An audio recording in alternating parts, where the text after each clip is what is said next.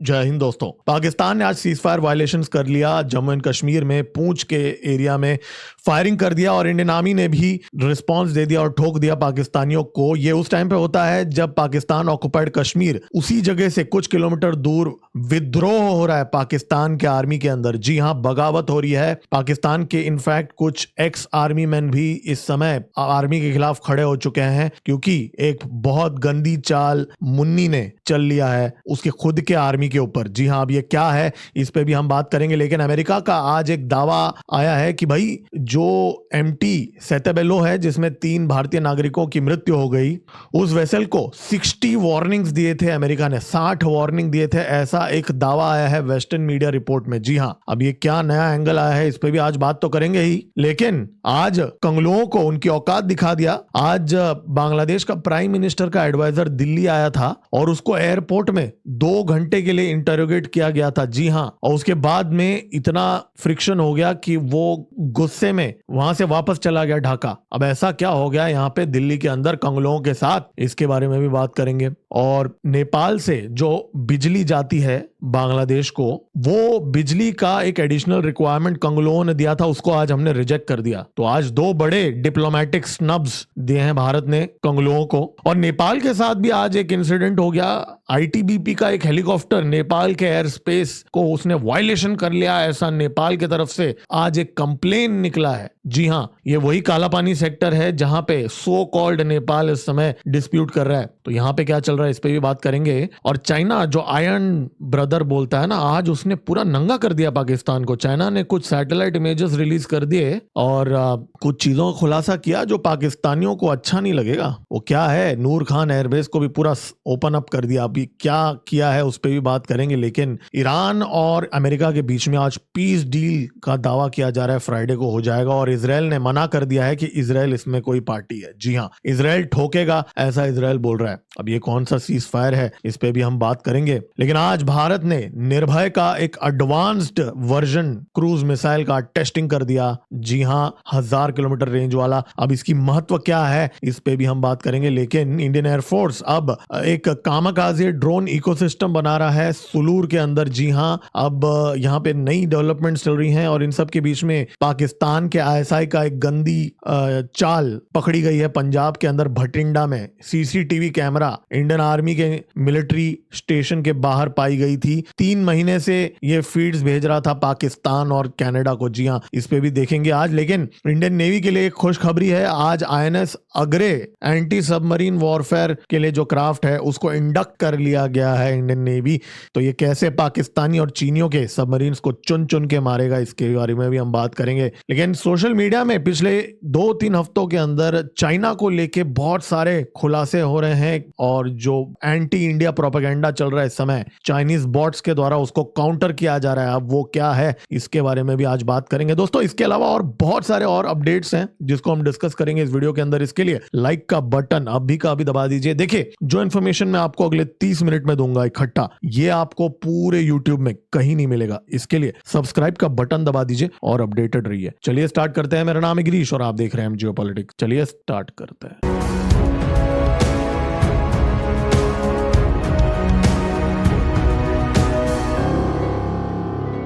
Jammu and Kashmir के Mendhar sector में पूंछ district में पाकिस्तान की आर्मी ने आज सीज फायर की वायलेशन की। बालाकोट तारकुंदी एरिया के अंदर स्मॉल आर्म्स से उन्होंने फायरिंग किया भारत के पोस्ट के ऊपर और इंडियन आर्मी ने भी, माना जा रहा है, वहां पे फायरिंग किया पाकिस्तान के साइड में और उससे ज्यादा राउंड्स वहां पे फायर कर दिए। और आज यहाँ पे एक झड़प होगी। मैं आपको बता दूं, यहाँ पे इस सेक्टर के अंदर काफी टाइम हो गया, इससे पहले ऐसा कभी हुआ नहीं था ऑपरेशन सिंदूर के बाद में इस लेवल पे। तो पूंछ डिस्ट्रिक्ट में इस चीज का होना हमें यह दिखाता है कि इस समय पाकिस्तान आर्मी जो है इंटरनली जो उसको अभी हीट फेस हो रहा है, उसको कहीं ना कहीं यहाँ पे भारत के साथ क्या वो कुछ हरकत करने की कोशिश कर रहा है। ये चीज, ये एंगल अब यहाँ पे दिख रहा है क्योंकि ये जो एरिया है, पूंछ का जो एरिया है, इसी से कुछ ही किलोमीटर दूर पाकिस्तान के साइड में भयंकर प्रोटेस्ट हो रहे हैं और वहां पे जो एक्स आर्मी मैन है वो लोग विद्रोह कर रहे हैं, ऐसे रिपोर्ट्स आ रहे हैं। देखिए, पाकिस्तान की सरकार ने क्या कर दिया,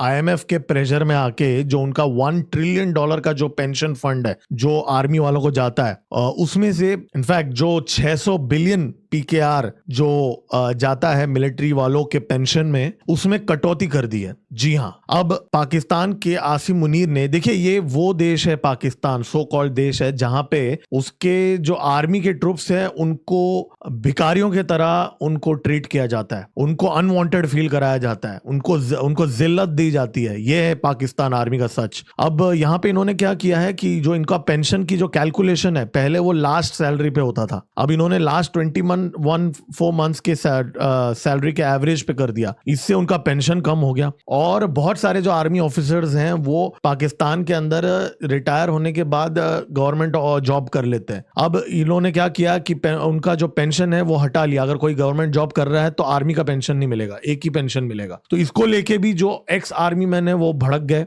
और वो लोग एक एक करके इस समय ज्वाइन कर रहे हैं। ये जो ज्वाइंट एक्शन कमेटी जो है, अवामी ज्वाइंट एक्शन कमेटी, उनको ज्वाइन कर रहे हैं प्रोटेस्ट करने के लिए। और इस समय एक्स आर्मी मैन का ज्वाइन करने का मतलब है ये लोगों को पूरा टैक्टिक्स पता है, पाकिस्तान आर्मी कैसे क्राउड कंट्रोल करता है, उनकी जो मॉड्यूलस ऑपेंडी जो है वो पूरा इनको पता होता है। तो अभी ये लोग क्या कर रहे हैं, यहाँ पे वहां पे जाके इन लोगों को सिखा रहे हैं प्रोटेस्टर्स को कि कैसे पाकिस्तान आर्मी को डील किया जाए, उनके टैक्टिक्स सिखाया जा रहा है इस समय। और देखिए पूंछ, बाग और मीरपुर वाले एरिया के अंदर बहुत सारे रिटायर्ड पाकिस्तान आर्मी के लोग रहते हैं। जी हाँ, वहीं पे जहां पे आज सीज फायर वायलेशन हुआ, और वहां पे ये चीज बहुत ज्यादा उठ के सामने आ रहा है और माना जा रहा है लाखों पाकिस्तान आर्मी मैन इस समय नाराज हैं आसिम मुनीर से। और देखिए जो अभी जॉब कर रहे हैं पाकिस्तान आर्मी में, उनको भी इस समय गुस्सा आ रहा है, क्योंकि उनको पता है जब वो रिटायर होंगे तो उनके साथ भी यही होगा। तो एक मोरल डाउन हो गया। और आप इसकी टाइमिंग देखिए जाहिल पाकिस्तानियों का दिमाग देखिए, जब इतना सेंसिटिव फेज चल रहा है, जब पाकिस्तान ऑक्युपाइड कश्मीर उनके हाथ से जा रहा है, उस टाइम पे उनको ये डिसीजन लेना पड़ा। और ऊपर से जले पे नमक छिड़कने के लिए डिफेंस बजट 20% बढ़ा लिया परचेजेस के लिए। और आज भी रावला कोर्ट के अंदर बहुत सारा भीड़ आ गया प्रोटेस्ट करने के लिए और आजादी के नारे लग रहे थे आज। हम क्या चाहते हैं? पाकिस्तान से लेंगे आजादी, पाकिस्तान से लेंगे आजादी, पाकिस्तान से लेंगे आजादी, ये हो रहा है वहां पे। और डर के मारे वहां पे पीपीपी जो सो कॉल्ड इलेक्शंस को पोस्टपोन करना चाहती थी, उसको रिजेक्ट कर दिया पीएमएल ने। इनफैक्ट लंदन में भी बहुत बड़े बड़े स्केल में प्रोटेस्ट देखे गए, बड़े बड़े प्रोटेस्ट। तुम हमारे वसाइल खाली कर दो, हम भूखे मर जाएं, तुम नहीं आना। खुदा की कसम, हाथ उठा के बता लोगों, भूखे मरेंगे, इनके घर पे नहीं जाएंगे। ये हालत है। और आज अमेरिकन मीडिया में एक खबर आ रही है कि ये जो भारत के जो नागरिकों को मारा गया था, जो सेंटबेलो शिप था, उसको 60 वार्निंग्स सेंटकॉम ने दिया था, ऐसा दावा किया गया। और फिर भी वो शिप का कैप्टन सुना नहीं। और अमेरिकन नेवी ने 8 बार शो ऑफ फोर्स दिए। अमेरिकन मिलिट्री एयरक्राफ्ट ने फ्लेयर्स भी फायर किए और फ्लाईओवर्स भी किए और 2 फाइनल वार्निंग्स भी दिए। और उसके बाद में उन्होंने उस शिप को डिसेबल किया। और ये भी दावा किया जा रहा है कि 15 मिनट क्रू को दिया इंजन रूम से बाहर निकलने के लिए और फिर उन्होंने अटैक किया, ऐसा दावा किया। अब देखिए यहाँ पे ये प्रोपेगेंडा भी हो सकता है, क्योंकि देखिए इस समय क्या है, ये जो सेंटकॉम वाले हैं ये हर छोटी छोटी बात ट्विटर के अंदर पोस्ट कर लेते हैं। इतनी बड़ी बात अगर उन्होंने सच्ची में 60 वार्निंग दिए, 15 मिनट का टाइम दिया उन लोगों बाहर निकलने के लिए, तो ये तो उसी दिन पोस्ट कर देते जिस दिन ये घटना हुई। अभी तक उन्होंने पोस्ट क्यों नहीं किया सेंटकॉम ने? और एसोसिएटेड प्रेस के जर्नलिस्ट से क्यों पोस्ट करवाया ये चीज? ये भी सोचने वाली बात है। अब उन्होंने देखा अमेरिकन्स ने भारत में इतना ज्यादा आउटरीच हो गया, तो उनको लगा कि चलो जी हम अभी ये प्लांट कर लेते हैं फेक न्यूज, ताकि लोगों को थोड़ा समझ में आ जाए और जो गुस्सा है अमेरिका के खिलाफ वो शायद कम हो जाए। तो मेरा सिर्फ एक ही प्रश्न है, अगर ऐसी बात थी तो सेंटकॉम ने अभी तक क्यों नहीं बताया, इतने दिन तक क्यों नहीं बताया? और आज भी सेंटकॉम ने ऑफिशियली क्यों नहीं रिलीज किया ये चीज? लेकिन ये जो प्लांटेड न्यूज है, जो भी है, ये चीज हमें ये भी दिखाता है कि इस समय अमेरिकन एडमिनिस्ट्रेशन को ये समझ में आ गया है कि भारत के साथ हमने पंगा ले लिया बेफालतू में। तो भले ये फेक न्यूज भी हो, क्यों ना हो, इसका मतलब सीआईए जो है उसको ये फर्क पड़ रहा है कि भारतवासी उनके बारे में क्या सोचते हैं, वरना उनको कोई जरूरत नहीं थी ये प्लांट करने का। और देखिए भारत की सबसे फर्स्ट एलएनजी कैरियर जो है आज उसने क्रॉस कर लिया है स्ट्रेट ऑफ हॉर्मुज में। ये वैसे माल्टा फ्लैग्ड है, लेकिन भारत का जो एलएनजी इंपोर्टर पेट्रोनेट जो है उनका सबसे बड़ा इंपोर्टर है, तो ये इसने आज ये क्रॉस कर लिया है स्ट्रेट ऑफ हॉर्मुज को। कुछ रिपोर्ट्स ये भी कह रहे हैं कि वो state owned shipping corporation of India का है, कतर से एलएनजी लेके आ रहा था ये शिप। और देखिए इसकी खास बात यह है कि ये जब से ये वॉर शुरू हुआ 3 महीने से स्ट्रेट ऑफ हॉर्मुज के पास फंसा हुआ था। जी हाँ, अब दहेज में ये डॉक करेगा और वहां पे ये एलएनजी ट्रांसफर करेगा, दहेज जो गुजरात का पोर्ट है। और देखिए आज कंगलों को उनकी औकात दिखा दी गई। भारत के अंदर जो उनका तारिक रहमान प्राइम मिनिस्टर का एडवाइजर है जैद रहमान, वो दिल्ली आए थे एक इवेंट अटेंड करने के लिए। देखिए ये जो बंदा है ये मोहम्मद यूनुस के सरकार जब था उस टाइम पे भी ये काम करता था और यूट्यूब पे भड़काऊ बयान देता था भारत के खिलाफ। जी हाँ, भारत के साथ बिजली काट दो, भारत के साथ ट्रेड मत करो, भारत जो डीजल सप्लाई करता है उसको बंद कर दो। जी हाँ, ऐसे सब बातें करता था। एक तो नमक हराम था ये, बेसिकली एक नंबर का। ये भारत से डीजल लेता था और भारत के ऊपर जहर उगलता था ये व्यक्ति, और इसको अब प्राइम मिनिस्टर का एडवाइजर बना दिया गया है। अब इसको दिल्ली एयरपोर्ट में रोक दिया गया था क्योंकि ये अपना डिप्लोमेटिक पासपोर्ट लेके नहीं आया था, ये अपना ग्रीन पासपोर्ट पे आया था, सबसे पहली बात। और जब यहाँ पे कस्टम्स वालों ने इमिग्रेशन वालों ने जब चेकिंग किया तब उस टाइम पे उन्होंने देखा कि इसका जो नाम था वो सिक्योरिटी रिलेटेड वॉच लिस्ट में उनको मिला। जी हाँ, और फिर उसको साइड में लेके गया और ऑलमोस्ट 1.5-2 घंटे तक उसकी इंटेरोगेशन हुई। और जब वो बोल रहा था, माना जा रहा है वो बोल रहा था कि मैं प्राइम मिनिस्टर का एडवाइजर हूं, आप जानते नहीं हो मैं कौन हूं। तो जब उससे मांगा गया पासपोर्ट दिखाओ तो डिप्लोमेटिक पासपोर्ट नहीं कैरी कर रहा था, वो उसका बांग्लादेशी पासपोर्ट लेके आ रहा था सार्क का वीजा के साथ। और फिर फाइनली 2.5 घंटे बाद उसको छोड़ा गया। तो उसके बाद में इसको इतना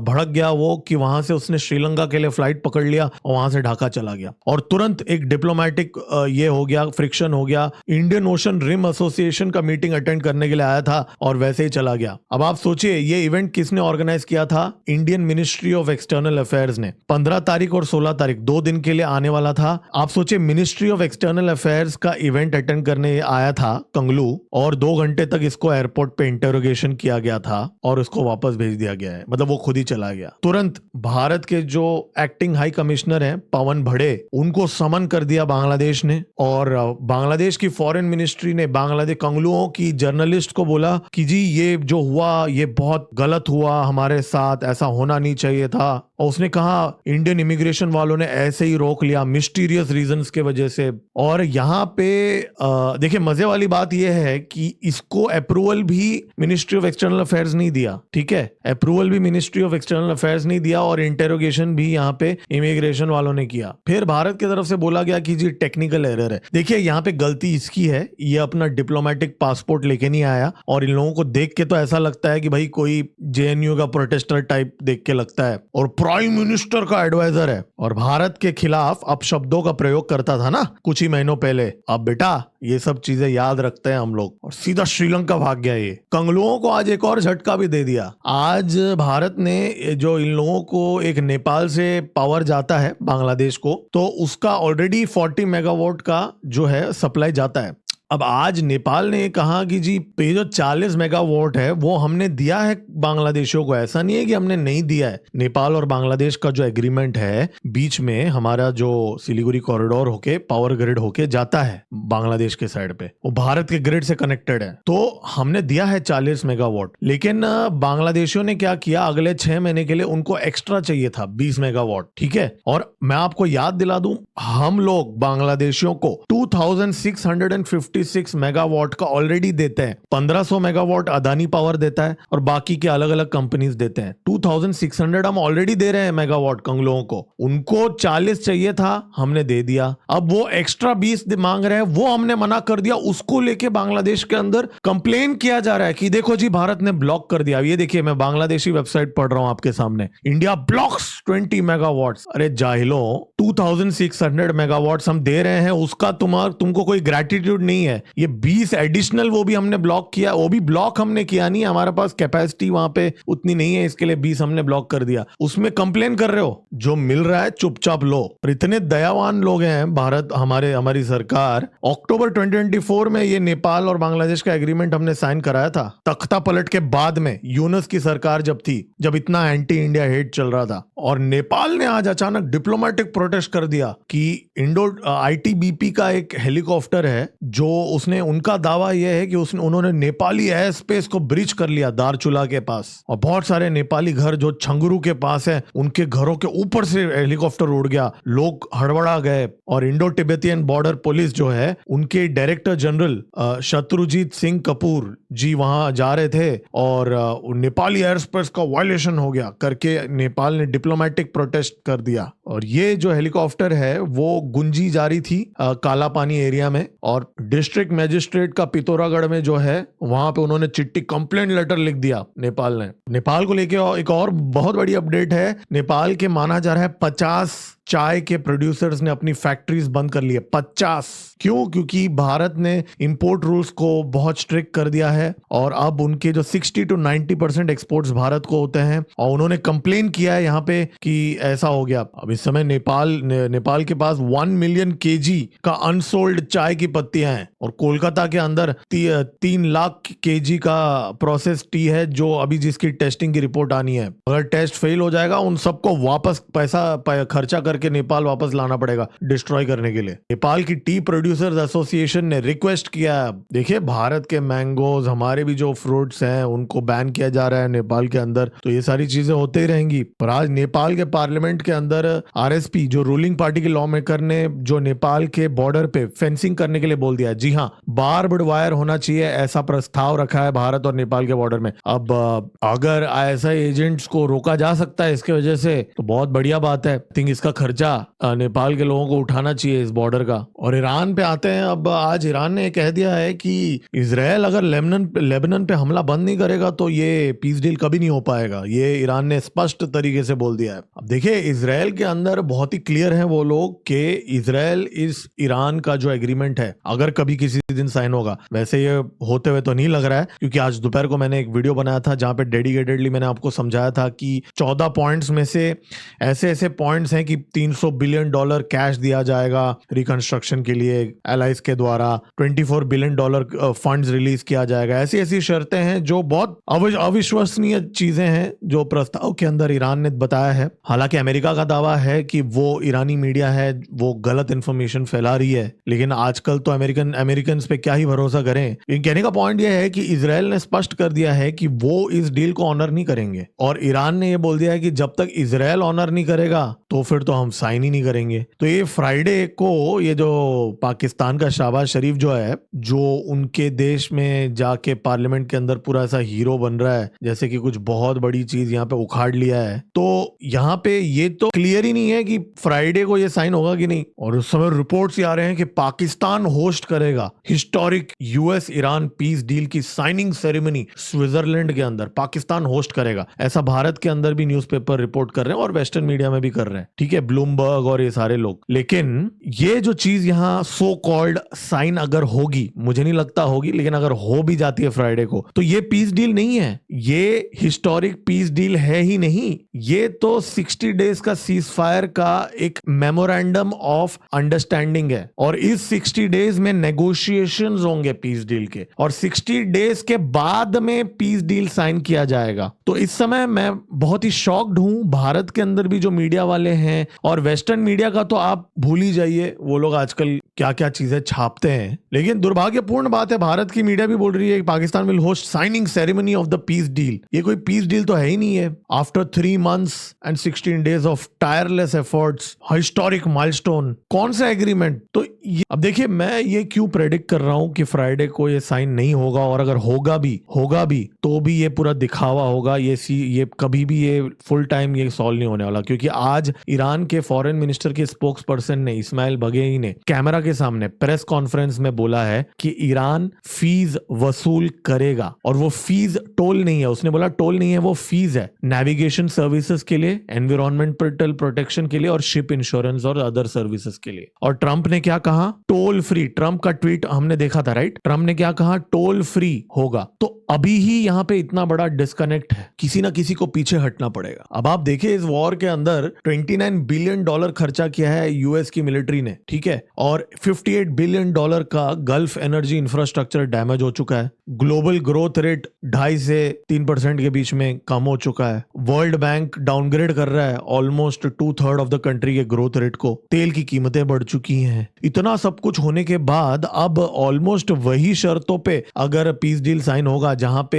ईरान को कंट्रोल हो जाएगा straight of Hormuz, Iran toll भी ले लेगा, कैश भी दिया जाएगा ईरान को, तो ये तो डोनाल्ड ट्रंप की तरफ से घुटने टेकना हो गया है। तो बहुत बड़ा फेलियर है अमेरिका के लिए ये, मतलब वियतनाम से भी बहुत बड़ा फेलियर है ये, अफगानिस्तान से भी बहुत बड़ा फेलियर है ये ना कैसा है कि ट्रंप स्टाइल है। अब भारत के साथ भी उसने इंटरिम ट्रेड डील का अनाउंसमेंट कर लिया था, राइट? अनाउंसमेंट कब किया था उसने? कितने महीने हो गए? आज 3 से 4 महीने हो गए किया था, राइट? आज तक वो इंटरिम एग्रीमेंट साइन हुआ है? आप भारत और अमेरिका के बीच में जो लॉन्ग टर्म ट्रेड डील है वो भूल जाइए। मैं आपसे पूछ रहा हूं क्या इंटरिम एग्रीमेंट जो ऑलरेडी अनाउंस कर दिया गया था 4 महीने पहले वो साइन हुआ है? आज तक किसी और देश के साथ साइन होकर रेटिफाई हुआ है? ये पूरा हवाबाजी है, टाइम बाय करने का टाइम है। ट्रंप का स्टाइल है ये 60 डेज का सीज फायर का नेगोशिएशंस, मतलब जो चीज नेगोशिएशन 3 महीने में नहीं हुई वो अब हो जाएगा ये 60 डेज के अंदर। और दोपहर को मैं ऑलरेडी बता दिया है, मैं रिपीट नहीं करूंगा। ईरान बोल रहा है $12 बिलियन कैश साइनिंग पे चाहिए। अमेरिका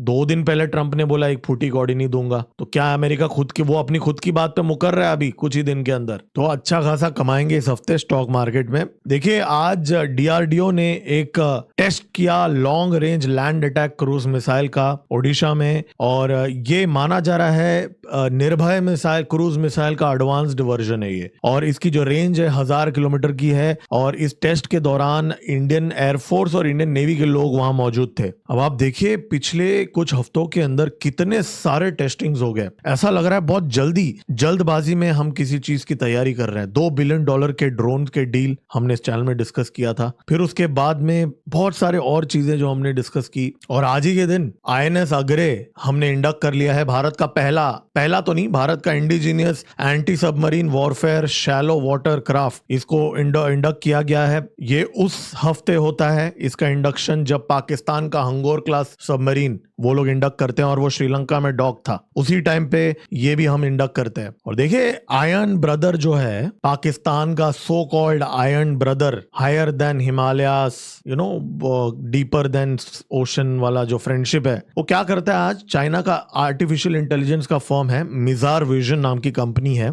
उन्होंने आज सैटेलाइट इमेजेस रिलीज किए हैं ऑटोमेटेड इंटेलिजेंस असेसमेंट्स के साथ। पाकिस्तान एयरफोर्स के नूर खान बेस के उन्होंने सैटेलाइट इमेजेस रिलीज किए हैं, जहां पे उन्होंने एक्चुअल में दिखाया है कि हमने जो ठोका था पाकिस्तान को, बॉम्बिंग किया था वहां पे, उसके बगल में वो तो गाड़ दिया ना नूर खान एयरबेस में, जहां हमने कमांड एंड कंट्रोल स्ट्रक्चर को हिट किया, उसके अंदर जो लोग गड़ गए वो गड़ गए। पाकिस्तानी क्या कर रहे हैं, आसिम मुन्नी क्या कर रहा है, उसके बगल में नया बना रहा है, तो उसका कंस्ट्रक्शन का इमेज भी पोस्ट कर दिया। जी हाँ, इतना बेस्ट फ्रेंड, और जो जहां भारत ने हिट किया था वहां पे कैसे रीइंफोर्स्ड कंक्रीट के साथ वापस रनवे पाकिस्तान ने कैसे बनाया, उसको भी इन्होंने आज उसका भी सैटेलाइट इमेज रिलीज कर दिया। यहां रुका नहीं, श्रीलंकन पोर्ट में पाकिस्तान का जो नया सबमरीन है, डीजल इलेक्ट्रिक सबमरीन है, वो डॉक था। कुछ ही दिन पहले की बात है, हमने भी डिस्कस किया था इस चैनल में। उसका भी सैटेलाइट इमेज डाल दिया, रिलीज कर दिया मिजार विजन नाम की कंपनी ने। अब चाइना के अंदर जो कंपनीज होती हैं वो ऐसे ही रिलीज नहीं कर सकते, ये सारे चाइनीज गवर्नमेंट कंट्रोल करते हैं, चाइनीज कम्युनिस्ट पार्टी कंट्रोल करता है ये सारी चीजें,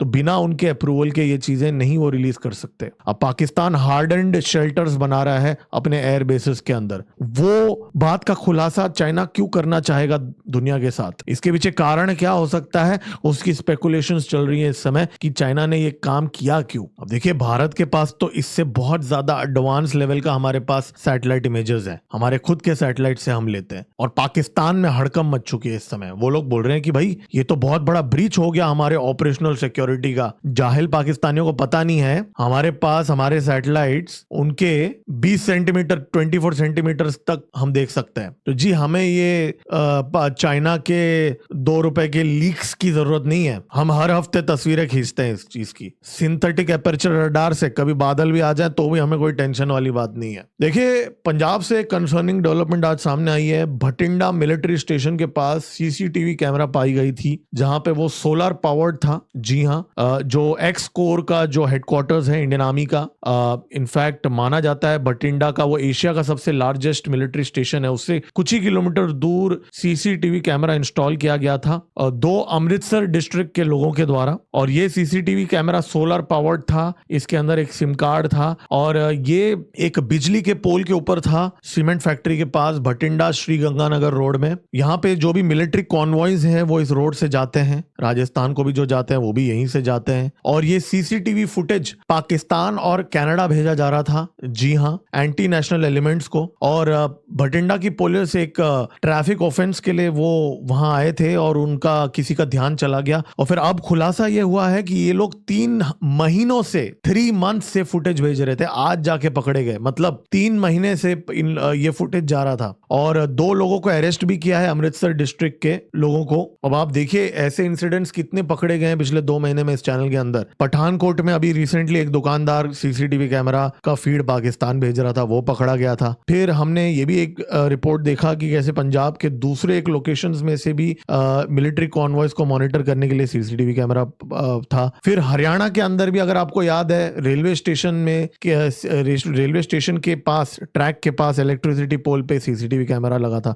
तो ऐसा एक बहुत बड़ा नेटवर्क इस समय बस्ट हो रहा है इस समय हर हफ्ते ऑलमोस्ट पाकिस्तान के आईएसआई का। तो यहाँ पे कुछ तो चीजें यहाँ पे चल रही हैं बिहाइंड द सीन्स। वैसे मैं आपको एक बात बता दूं, आज मैंने पहले बताया नहीं आपको कि पाकिस्तान का एक मिलिट्री ट्रेनर प्लेन क्रैश हो गया और उसमें 2 लोगों की मौत हो गई मर्दान में, नॉर्थ वेस्ट में। अब इसी हफ्ते एक मिलिट्री हेलीकॉप्टर भी डाउन हुआ था पीओजेके के अंदर, हमने डिस्कस किया था। तो ये जो पाकिस्तानी बार बार बोलते हैं कि जी इंडियन एयरफोर्स का एयरक्राफ्ट क्रैश हो जाता है, तो उनका तो हफ्ते में 2 क्रैश हो रहे हैं यहाँ पे। देखिए आज कुछ छोटे इंसिडेंट, छोटे तो नहीं कहूंगा लेकिन कुछ इंसिडेंट्स हुए हैं जहां पे भारत और बांग्लादेश के बॉर्डर में 12 लोग बीच में नो मैंस लैंड में फंस गए। बीएसएफ लेने के लिए तैयार नहीं था, बीजीबी भी लेने के लिए तैयार नहीं था। वो लोग अभी बस ऐसे ही फंसे हुए हैं और एक बहुत ही कठोर स्टांस ले लिया बीएसएफ ने यहाँ पे। और देखिए आज चैथम हाउस ने एक आर्टिकल पब्लिश किया कि जेन जी प्रोटेस्ट पूरे विश्व में हो रहे हैं, ये एक पैटर्न है। और जेन जी के ऊपर उन्होंने कुछ सर्वेज भी किए कि जेन जी बहुत नाराज है,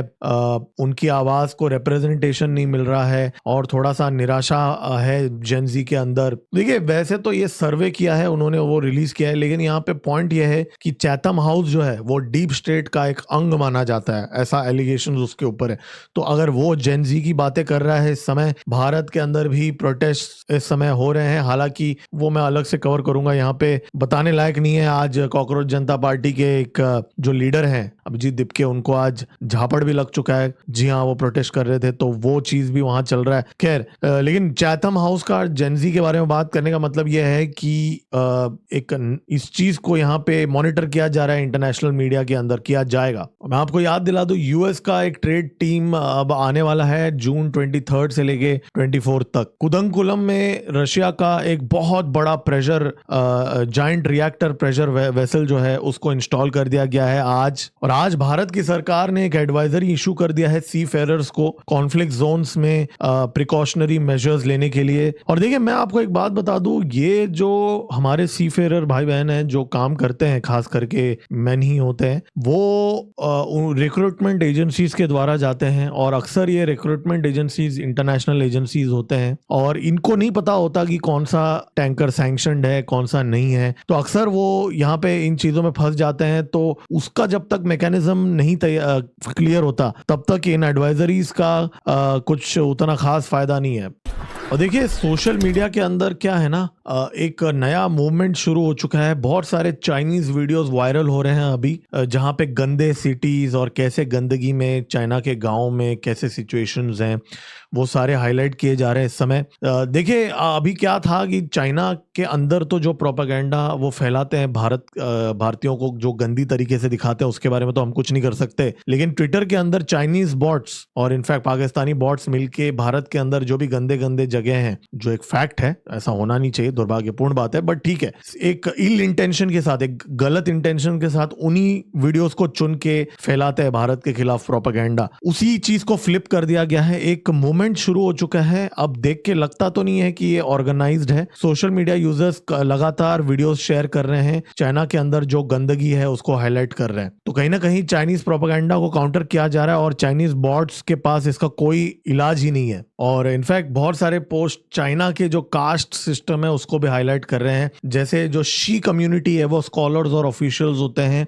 अक्सर भारत के बारे में प्रोपेगेंडा फैलाया जाता है कास्टिज्म को लेके, तो अब ये वायरल हो रहा है। चाइना का शी जो है वहां पे स्कॉलर्स होते हैं और जो सबसे लोएस्ट कास्ट चाइना में होता है वो जैनमिन होते हैं, और फिर शैंग जो होता है वो भी लोएस्ट कास्ट माने जाते हैं, लेकिन शी जो है वो टॉप कास्ट होते हैं। और अभी Chinese communist party of China के अंदर भी जो जी जिनपिंग और जो बाकी लोग हैं वो सारे शी कम्युनिटी के हैं, जी हाँ, शी कास्ट के हैं। तो ये कास्ट वाली चीजें भी इस समय वायरल हो रही है। और जो भी उनके सोसाइटी में भी, देखिए गलतियां, बुरी चीजें हर सोसाइटी में होती है, अच्छी चीजें भी होती है, लेकिन चाइना वाले जानबूझ के प्रोपेगेंडा फैला रहे थे भारत को लेके। अब उस चीज को ये मूवमेंट काउंटर किया जा रहा है इस समय, और ये सारे वीडियोस अब एक्सपोज कर रहे हैं कि कैसे चाइना के अंदर भी ये सारी चीजें होती हैं, गंदी चीजें। तो दोस्तों आगे हम ट्रैक करेंगे कि भारत पाकिस्तान के बॉर्डर पे आगे क्या डेवलपमेंट्स होंगे इस समय, क्योंकि आसिम मुनीर इस समय बहुत ज्यादा प्रेशर के अंदर है। पाकिस्तान ऑक्युपाइड जम्मू एंड कश्मीर के अंदर इस समय